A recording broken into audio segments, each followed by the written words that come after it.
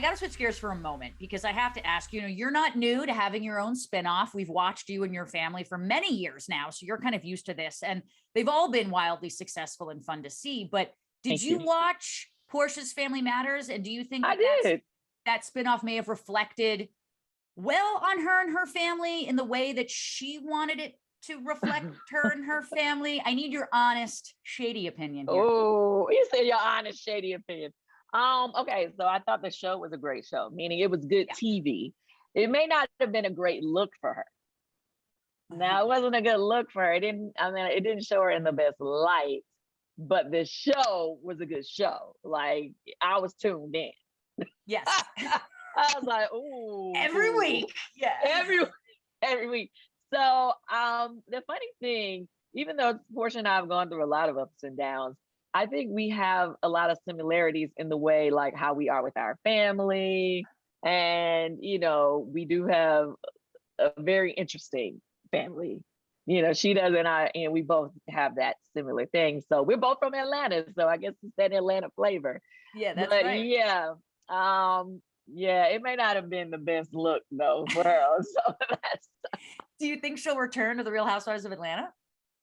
I don't know. I really don't. I know she wanted to take a break. I don't know why she took a break. I don't, everybody, there were rumors. People said that she felt like, we would have been too hard on her, but I'm like, I don't think it would have been much different. Yeah, I'm like they are hard on all of you guys. Atlanta's the toughest one. Like, come on. Like, yeah. No, I'm saying on her own show, they weren't easy on her. So she might as well have come and hung out with us. But, this season, what I will say, maybe while she was taking that break, we went on to shoot season 4. We just wrapped a couple weeks ago. And when I tell you it's good, it is good. Like the girls, the women, they brought it. Yeah. It was I don't think we missed a beat. Even though, we still have love for, of course we love Cynthia, we got love for Portia, but the show went on like, it was popping. Shereé, she did her thing this season. She came back like she never left.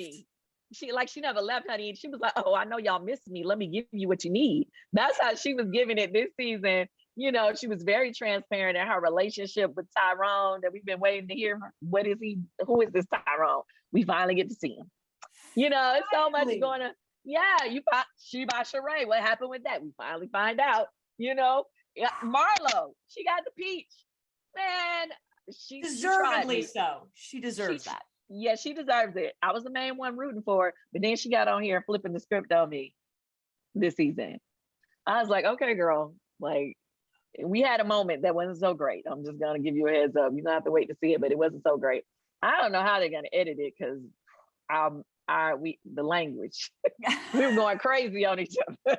Well, so, not for nothing. If we can survive Cynthia's bachelorette party that you planned, I feel like could anything be more salacious than that this season? Like that. Not like it's totally different. Like the drama this year. It's just a different type of drama. I feel like we had everybody was just honest in a different type of way. And then it was like a lot of things that you had, questions about or things that you had heard about for so many years. You finally get to see, like I said, like with Tyrone, who is he? Like this guy we heard about that Shereé dated that was in prison. Like, who is this guy? You finally find out. You finally find out what happens to Shereé. You finally meet Marlo's mom. For years, we've heard about her. Like, I was like shocked when I finally was like, what?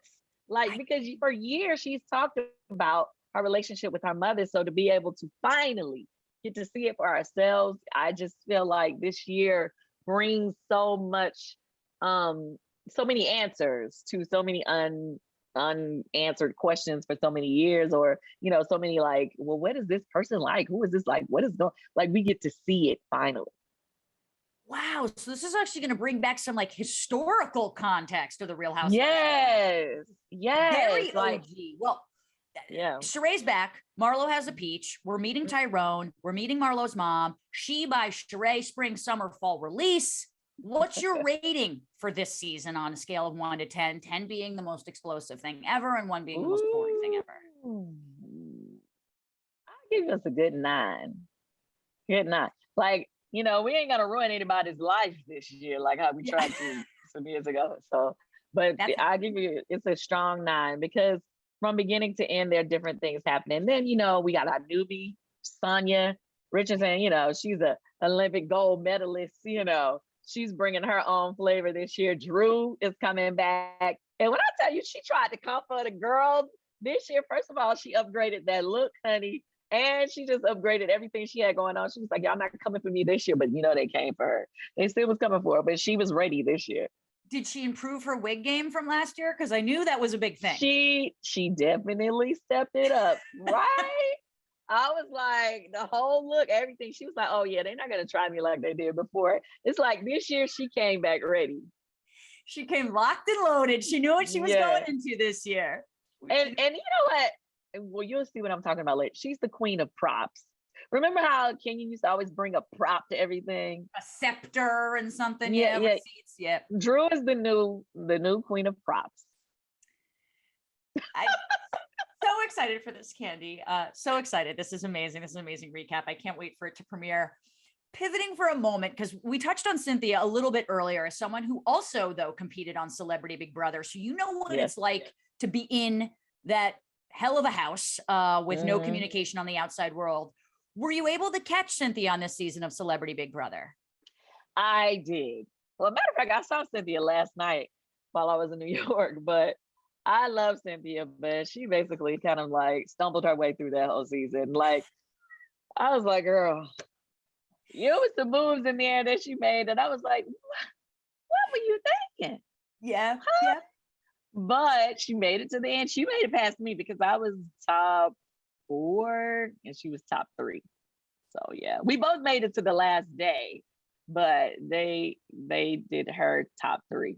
Did she ask you for your advice before going on the show? Did you give her any tips? I did give her a little advice. I gave her a couple of tips. I basically told her, like, you need to pay attention to you know what? It don't matter what I told her because I don't think she was listening. She ain't listening to nothing I told her. I'm like, girl, like you don't want to take credit for Cynthia's game. You don't want to take credit. No. Let's talk about Todrick. Todrick, I gave him some advice. He listened. He listened about, he pays attention to everything, but he was a super fan. So he already knew a lot of the stuff that you need to pay attention to as well. Like, did you like his gameplay? Everybody was mad at Todrick, but my thoughts were this. He was great at the game.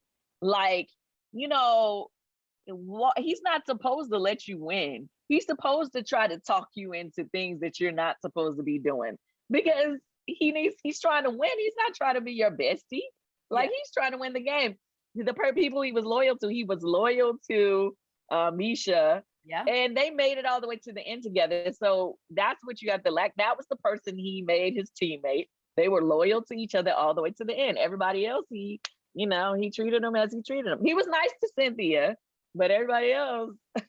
Well, he got Cynthia's vote in the end. I'm not sure if she regrets that or not, but he did get one. He did get one vote. That's good. Kandi, before I let you go, and I could talk to you all day about reality, bring it full circle for me. 3 words to describe this season of Kandi and the Gang. Kandi and the Gang. Hilarious. Captivating. And relatable. Oh boy, I bet you it is. Kandi, always great talking to you. I want to be a part of your gang sooner rather than later. So please have me there. I will listen to Philip. I will do whatever Don Juan says. I promise I will be a good worker for you. Thank you so much for your time today, Kandi. You're great. Thank you. Bye. People, be sure to tune in to Kandi and the Gang Sundays at 9, 8 Central on Bravo.